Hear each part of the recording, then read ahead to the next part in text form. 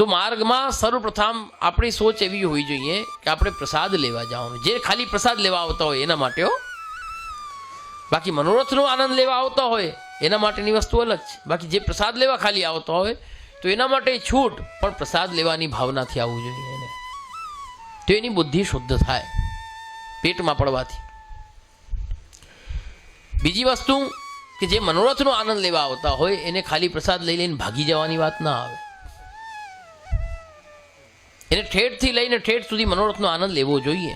મનોરથીએ यदि બોલાવ્યા છે તો એમાં ઠેઠથી લઈને ઠેઠ સુધી હાજરી એની થવી જોઈએ, ઉપસ્થિતિ. તો જ મનોરથમાં આવ્યો ગણાય. બાકી ખાઈ ખાઈને ભાગી જાય તો એ મનોરથમાં આવ્યો ન ગણાય. એ તો લૌકિક વ્યવહાર કરવા આવ્યો છે. એ અલૌકિક વ્યવહાર ન કહેવાય. અલૌકિક વ્યવહાર તો ભગવત ગુણગાન જ્યાં સુધી નથી થયું અને એમાં એને હાજરી નથી દીધી ત્યાં સુધી એ મનોરથમાં આવ્યો જ ન ગણાય.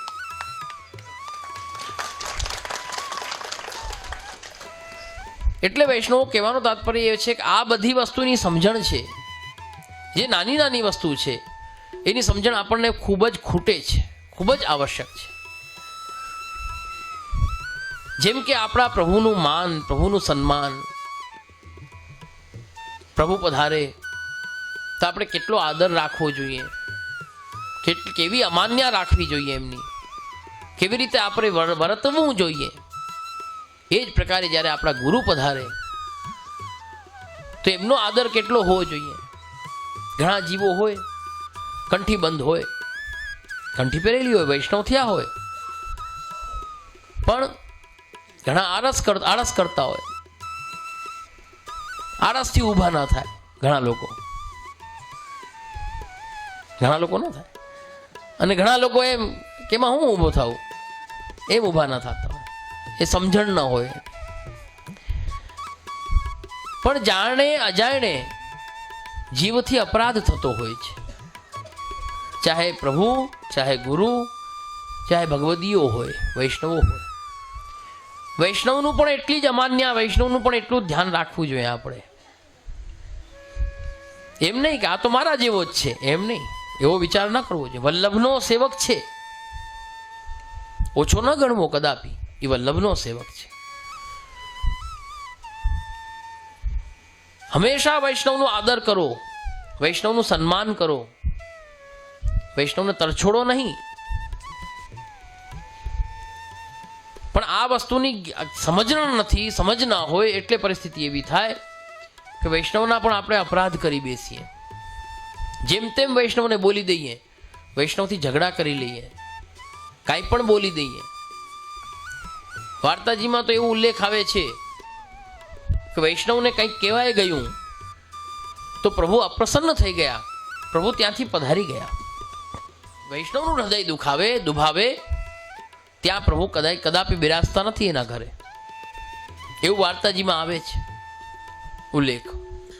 અષ્ટસખાઓ વર્ણન કરે છે કે જો મેરે ભક્તન કો દુઃખ દે, પ્રભુની પ્રતિજ્ઞા છે, પ્રભુ પ્રતિજ્ઞા લીએ છે કે જો મેરે ભક્તન કો દુઃખ દે તાકો ફારો નખન હિયો, કે જે મારા ભક્તને દુઃખ આપશે, કષ્ટ આપશે, એનું હૈયું છે હું ફાડી નાખીશ નખથી. આ નરસિંહ અવતારની જે નરસિંહજીના ગુણગાન ગાયા છે એમના જે કીર્તન છે, સંકીર્તન છે, એની અંદર આપ આજ્ઞા કરે છે કે ભક્ત માટે તો હું, પ્રભુ આપ આજ્ઞા કરે છે, ભક્ત વત્સલ છે આપ પ્રભુ. એ અહીરની છોકરી એટલે કોણ કે ગોપીજનો, વ્રજભક્તો. છછિયાભર છાછ પે નાચ નચાવે, એકવાર નાચો પછી હું છાછ આપું. અને પ્રભુ ત્યાં નાચે. એ કઈ છાછ માટે ન નાચે, એ વ્રજભક્તોના ભાવ માટે. વ્રજભક્તોનો ભાવ એવો છે ગોપીજનોનો. પ્રભુ ભક્ત વત્સલ છે, એમને વશ છે, કેમ કે એટલી પ્રીતિ એમની છે, એવી લગ્ની છે પ્રભુમાં. એટલે પ્રભુ એના વશ થઈને જેમ ગોપીજનો કહે છે એમ પ્રભુ કરે છે. ત્યાં એવા થઈ જાય છે પ્રભુ, એવા બની જાય છે. પ્રભુનો સહજ સ્વભાવ એવો છે. તો વિચાર કરો કે વૈષ્ણવનું સ્વરૂપ શું હોય છે, વૈષ્ણવની સામર્થ્ય શું હોય છે. જો શ્રી વલ્લભની કૃપા થાય અને જો આ માર્ગની સમજૂતી પ્રાપ્ત થાય તો પ્રભુ પણ વૈષ્ણવને વશ થઈ જાય છે. વૈષ્ણવ કોઈ જેવી તેવી વસ્તુ નથી. અને આપણે હાલતા ચાલતા ક્યારેય પણ વૈષ્ણવનો અપરાધ કરી બેસીએ, કાંઈ પણ બોલી દઈએ. એટલે આ જે વલ્લભનો સંપ્રદાય છે, પુષ્ટિ માર્ગ છે, તેને ખૂબ જ સમજવો, જાણવો જરૂરી છે. જેવો તેવો માર્ગ નથી આ, એટલા માટે કહું છું. એટલે પહેલાં પણ મેં તમને કીધું કે આ જન્મમાં પ્રાપ્તિ કરાવનાર માર્ગ છે. તમે જેટલી વાર લગાડશો સમજવામાં, એટલો સમય તમને ઓછો પડશે જીવનમાં. જેટલું મોડું કરશો કે હજી શું છે, હજી તો હું ગઈઢો થોડી થઈ ગયો, ગઈઢો થઈશ પછી હું ભગવાનનું નામ લઈશ, પછી ભગવત સેવા કરીશ. ઘણા લોકો એવું વિચારે કે આ મારી ઉંમર થોડી છે. ઘણા બચારા સેવામાં તત્પર થતા હોય સેવા માટે, તો બીજા એના દોસ્તારો એ કહે, સાથે ઉઠતા બેસતા ઉઠવા બેસવાવાળા હોય, એ કે અરે તારી હજી કાંઈ ઉંમર છે આ બધું કરવાની, ગઈઢો થાય તે દી કરજે. પણ ગઈઢો કોણે જોયું કે તું ગઈઢો થાય એ બતાવો ને. ગઈઢો થાય પછી કે હવે મારા હાથ પગ નથી ચાલતા, હવે નથી થતું, પછી એ બહાનો આપે. તો આ માર્ગમાં આવવાનું તાત્પર્ય શું? એટલે શહેરાઈજી આજ્ઞા કરે છે કે નાશ્રિતો વલ્લભાધીશો નચ દ્રષ્ટા સુબોધિની નારાધિરાધિકા નાથો વૃથા તજન્મ ભૂતલે.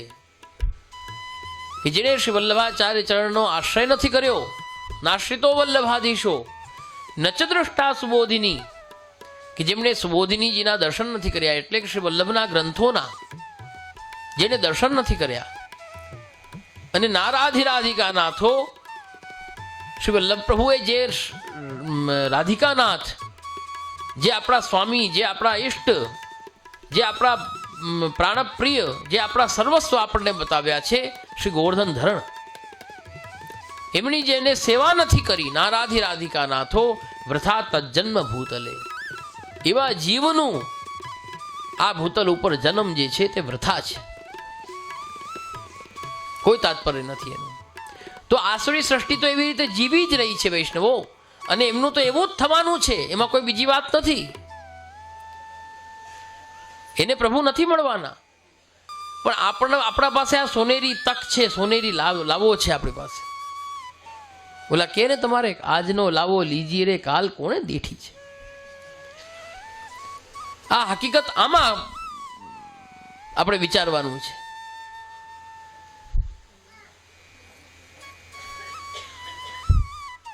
કે આજે આપણે કરી લેવાનું છે, જે કંઈ છે તે આજ કર. એટલે સુરદાસજી આજ્ઞા કરે છે કે કાલ કરે સો આજ કર, આજ કરે સો અબ,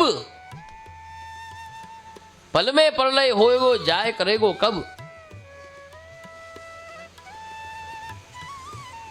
એટલે વૈષ્ણવો ખૂબ જ સમજવાની વસ્તુ છે. શ્રી મહાપ્રભુજીનો માર્ગ જેવો તેવો માર્ગ નથી, વિલક્ષણ માર્ગ આપે કૃપા કરીને પ્રકટ કર્યો છે. ન ભૂતો ન ભવિષ્યતિ, ભૂતકાળમાં આવો માર્ગ થયો નથી અને ભવિષ્યમાં કદાપી થવાનો નથી. કોઈની સામર્થ્ય નથી એવી કે જે પ્રભુ તમને તમારી પાસે પધરાવી દે, પ્રભુને સાક્ષાત્કાર કરાવી દે, એક શ્રી વલ્લભ સિવાય.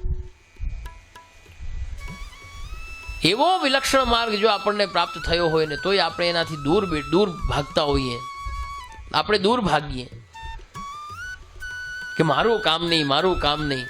ઘરે બાયડી સેવા કરતી હોય, જણને પૂછીએ કે સેવામાં નહાવો, ઠાકોરજી બિરાજ, કે ઠાકોરજી બિરાજે, સેવામાં નહાવો, સેવા કરો, એ મારું કામ નહીં, એ ઓલી કરે રાખ. કેમ તારું કામ નહીં? તારું જમવાનું કામ તારું, ખિસ્સામાં પૈસા ભરવાનું કામ તારું, એ બધું કામ ને સેવાની વાત આવે તો એ મારું કામ. અરે તો પછી આ માર્ગમાં આવ્યો શાને આવ્યો? માખીઓ મારવા? શા માટે આવ્યો? એટલે વૈષ્ણવો ખૂબ જ વિચારવાની આવશ્યકતા છે. જેનાથી જેવું બની આવે, શ્રી મહાપ્રભુજીનો માર્ગ છે, એમાં કૃપા છે આપની, શ્રી વલ્લભની મહતી કૃપા છે. એવું નથી કે બધાને મર્યાદી કરી દેવા. કેવડી કૃપા કહેવાય વિચારો. બધા મર્યાદી થઈ જાઓ એવી એ વાત નથી. કે ભાઈ જેટલું બની આવે તમારાથી જેવી, તો આપની આજ્ઞા પ્રમાણે તદનુસાર સેવા કરો. ભાઈ જેને અનુકૂળ છે બધી પરિસ્થિતિ, જલની વ્યવસ્થા છે, સામગ્રી સિદ્ધ કરવાની વ્યવસ્થા છે, બધી વસ્તુની ઘરમાં સાનુકૂળતા છે, તો તેને મરજાદ લેવી જોઈએ, પ્રભુની સેવા કરવી જ જોઈએ, જેને બ્રહ્મસંબંધ લીધું છે.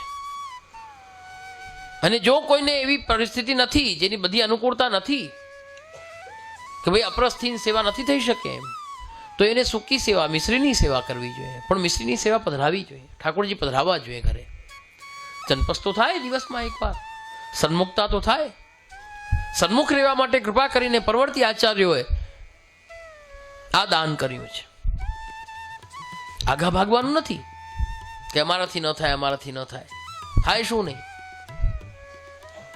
એટલું તો થાય ને આપણાથી. બસ એટલે એના નિયમો થોડા ઘણા પાલન કરવા પડે. બહારનું જગત જૂઠણ છોડવું પડે, છોડવું જ પડે ને. એ તો એક તો એનો ચાવ બહુ, એ છૂટે નહીં લોકોથી.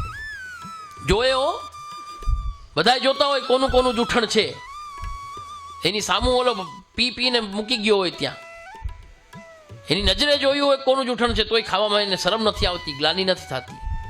વિચાર નથી કરતો એ જીવ કે હું કોણ છું, કયા કુલમાં પેદા થયો છું, કેનો સેવક છું. ઘણીભર પણ વિચાર નથી કરતો એ, અને જગત જૂઠણ ચાટી જાય છે વાત કરતા. ધિક્કાર છે એવા જીવ ઉપર, જેને પોતાનું ગૌરવ નથી, પોતાનું સ્વાભિમાન નથી, પોતાના સ્વરૂપનું જ્ઞાન નથી, કે તેને પ્રભુએ ઉત્તમ કુલમાં જન્મ આપ્યો છે. તારે શું કરવું જોઈએ ને શું કરી રહ્યો છે, એટલું થોડું ઘણું તો આચરણમાં લાવવું પડે ને. સાવ પછી એમને એમ થોડી ચાલે. પહેલા જ મેં તમને કહ્યું કે ઉત્તમતા માટે પરીક્ષા તો દેવી પડે. તો પ્રભુ માટે, પ્રભુને સમર્પિત થવું હોય, પ્રભુ માટે કંઈક આપણે બનવું હોય, પ્રભુની સેવા કરવી હોય, તો ઉત્તમતા થોડીક તો દાખવી પડે કે નહીં એના માટે. પણ આજે એવું નથી. આજે તો કે અમને બધું કરવા દિયો, લૌકિકમાં જેમ ગળા ડૂબ રહીએ એમ રેવા દિયો, ને પાછી સેવા કરવાની આજ્ઞા દિયો. એમ થોડી ચાલે કઈ. તમારી મનમરજી હાલે કઈ, આ ઘરની ધોરાજી હાલે કઈ. આ પુષ્ટિ માર્ગ છે, આમાં તો જેમ થતું હોય એમ થાય, કે આપણી રીતે બધું ના થાય. આપણે દાસ છીએ, સેવક છીએ. આપણો ધર્મ એ છે કે રૂચે આપને કરો તેવી ટેવ રે, અન્ય રખે ભાવો રે. આપ સ્વામી સદા હું દાસ રે, નાતો એ નિભાવો રે. એમ થોડી છે કઈ. દયારામભાઈ આજ્ઞા કરે છે, ત્યારે પાવો પ્રેમરસ પ્રાણ જીવન રે. એ પ્રેમરસ ત્યારે એમને પાવે પ્રભુ, બાકી એમને એમ ના પાવે કઈ. દરેકને થોડી પાવે. એવા જન હોય તો એને પાન કરાવે આપ, એને દાન કરે. જેને જગત જૂઠણમાં સ્વાદ આવતું હોય એને થોડી આપ પ્રેમ રસ પાવે કઈ, એને ના પાવે. તો કહેવાનો તાત્પર્ય કે જેને અપરસની સગવડ ન હોય, અનુકૂળતા ન હોય, તો તેને મિશ્રીની સેવા પણ પધરાવી જોઈએ. અને એ પણ અનુકૂળતા ન હોય, ઘરમાં બધા પ્રતિકૂળ હોય, પ્રભુને શ્રમ થાય એવું લાગે એવી પરિસ્થિતિ હોય, તો એને નામ સેવા કરવી જોઈએ. પણ સેવા વગર એને જીવને રહેવું નહીં જોઈએ કદાપી. જે બ્રહ્મસંબંધ જેણે લીધું એને અવશ્ય સેવા કરવી જ જોઈએ. આ પુષ્ટિમાર્ગનો સિદ્ધાંત છે, શ્રી વલ્લભની આજ્ઞા છે. આ રીતે જો આચરણ કરશો તો યત્કિંચિત પ્રભુની કૃપાથી આમાં કંઈક પ્રાપ્ત થશે, અને આ જન્મ આપણું સફળ થશે અને કૃતાર્થ થશું. અન્યથા તો પણ જીવ તો ઢોરમાંય હોય છે, એ પણ આ જગતમાં આવે છે અને પાછો વયો જાય છે, પણ કાંઈ પ્રાપ્ત કરી શકતો નથી. ઢૈડા કરીને વયો જાય છે બિચારો. એમ જ જો ઢૈડા કરવાનો શોખ હોય તો વાત તો નોખી છે. પણ જો અગર કંઈક વલ્લભે કૃપા કરી છે જે, અને એ કૃપાનું રંચક પણ જો કંઈ લાભ લેવાની આપણને કંઈક તમન્ના હોય મનમાં, તો પછી કંઈક તો કરવું પડશે એના માટે. સાવ ન કરીએ કાંઈ એવું તો નહીં થાય. એટલે વિશેષ ન કઈ સમય થઈ ગયો છે. પછી આગળ તમારે આગળ પ્રસાદમાં બધે મોડું થાય. પણ ભગવત ચરણારવિંદમાં સદૈવ ચિત્ત રાખો. એટલે ખાસ ધ્યાન રાખજો કે પ્રભુનું, ગુરુનું અને વૈષ્ણવનું કદાપી અપરાધ ન થાય આપણાથી. સદૈવ એનાથી ચેતીને રહેજો, કેમ કે એ જો થયો તો પડતા વાર નથી લાગતી પતન થતાં, આપણું જીવનું બગાડ થતાં.